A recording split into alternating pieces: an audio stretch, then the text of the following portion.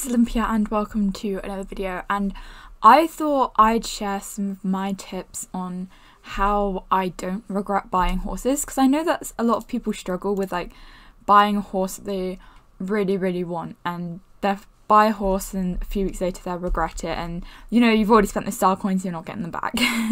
So I'm really good at this because I think it's just something that I've had ingrained in me since a young age, of like to buy something and not regret it, and I've kind of applied that to Star Stable. So I've got my top 5 tips I use, and I'm just going to explain them kind of, and like just tell you how I make them work for me. And then if you, next time you buy a horse and you think you might regret it, you can come back and you can use some of these things, and then you might buy a horse that's different and you might not regret it later.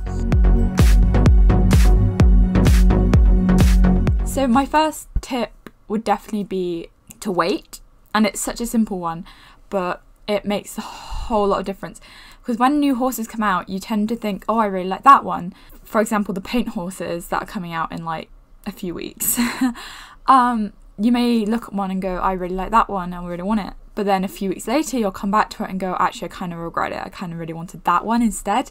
Especially when they used to bring them out separately, so like first batch, second batch. Now that they're bringing them out together, it's not so bad, but definitely wait a few weeks before you buy new horses. I know it's not really as an available method for magic horses, but like for magic horses, wait a few days, maybe even wait until the day before they go to buy them, just because then you know for definite which one you want.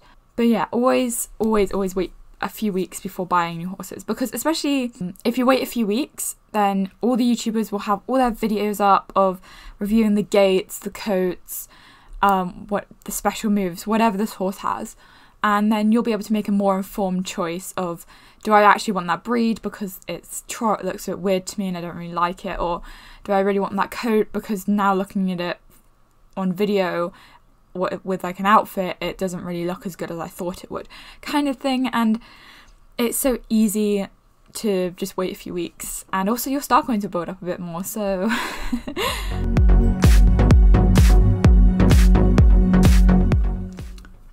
my second method is to use the people method, and I call it the people method because you get people involved.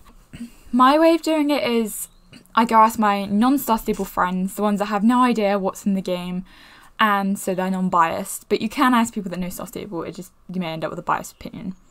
Or you can ask a pet, you can put stuff on the floor and ask a pet like I did with Louis and Stromboli. The way I do this one is, I generally do it if I'm stuck between 2 or 3 coats in particular. I'll just put the pictures up on the Discord or the group chat with my friends in, and I'll ask them to pick. And usually there's a coat that I want to win more than the others.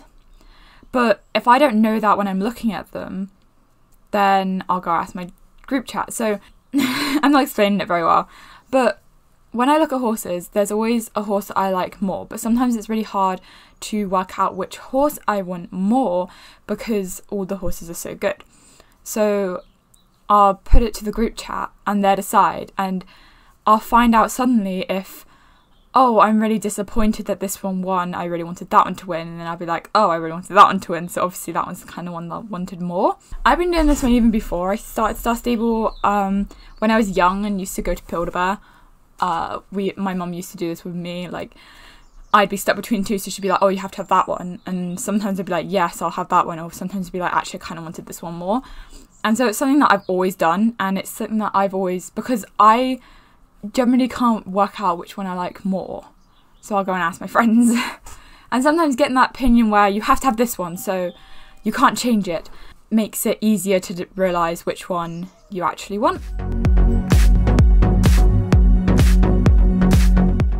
Tip number 3, keep a list. It's so simple to keep a list. I have an entire Word document of all the horses, breeds, what ones I have, their training levels, just to keep track of everything.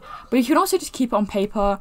There's like 2 ways of doing this. So I do the first way, which is keep a whole list of all the breeds. I really want to get one of each breed eventually, and I know that, and I will buy horses accordingly. So I'll buy one of each breed, and then I'll start going back and getting more of the breeds that I liked. And I keep track of them all, which colours I have, which coats I like best, and I'll write in the orange bits, which are the ones that I don't have, which coats I like at that point. So then when I come to buy one, I know, oh, I like these coats. And then if I go, actually, I'm looking at them now and I don't really like them, also I'm in the worst spot because they'll be starting to come on for training now. If I like them then I'll get them because they've been on my list for so long. But if I don't, then I'll put it aside and go, okay, I'm going to wait a bit longer and try and decide.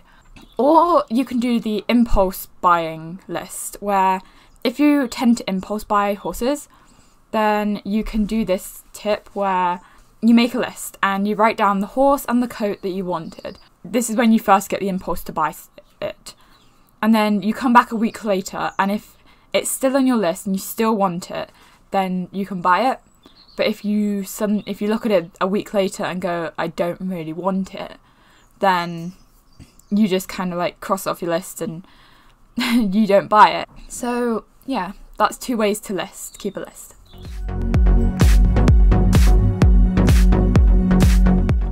My 4th tip is kind of like the people method, but if you don't have any people or pets to ask, then you can use the walk away method, which I call it the walk away method because you literally walk away from it.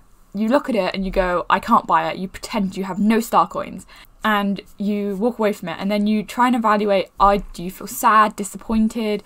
Did you feel like you wanted the other one, or did you actually really want it and you're now really sad about it? That's another way my mum used to help me choose my Build-A-Bears, which is where I learned most of these techniques, by the way. So she used to force me to put them down, walk out the shop, and she used to ask me which one were you most sad about leaving behind. And I'd usually come up with an answer like within 10 minutes. Sometimes we'd have to walk all the way to the other side of like the high street or something before I'd come up with an answer. But just do that, go look at them, and then if you can't decide, walk away, go do training, log off for a bit, anything, and then try and see which coat or horse you're most sad about leaving behind. And sometimes you can't work it out, and in that case just leave it longer and just wait, which comes back to the first point, just wait. But if you really want to get a horse that day, then you probably weren't sad about either of them, and try and find a different horse. And my 5th and final tip is, if it's not an absolutely yes, I'm so excited to get this horse, then it's a no. So if you're like, oh, I'm kind of excited to get this horse, but I guess I'm really indifferent to it. If you're like, I'm really indifferent to it, then just don't buy it, because you'll probably end up regretting it later. And there may be a day when you come back and you go, actually, I'm really excited to get this horse and I can't wait. I've been saving for weeks. You know, I've been waiting for this forever. And then you can buy it and you won't regret it as much. Well, you won't regret it. So if it's not like a full, yes, I really, really want this horse, then it's a no. These are all the tips I have kind of linking with each other. And the best way to do it, I think, is to use all of them. Well, the first thing I do is keep a list. Then I'll wait and I'll keep track of that list. And I'll keep adding to it, removing from it, stuff like that. And then after I use the wait, when I'm going up to buy this horse, I'll then start using the walk away method, where I'll pretend to walk away, and if I'm not sad about it, then I'll be like, okay, we can eliminate that coat off the list. And then I'll use the people method, where if I'm really stuck between 2, then I'll go to my friends. And then finally I'll use the yes-no method.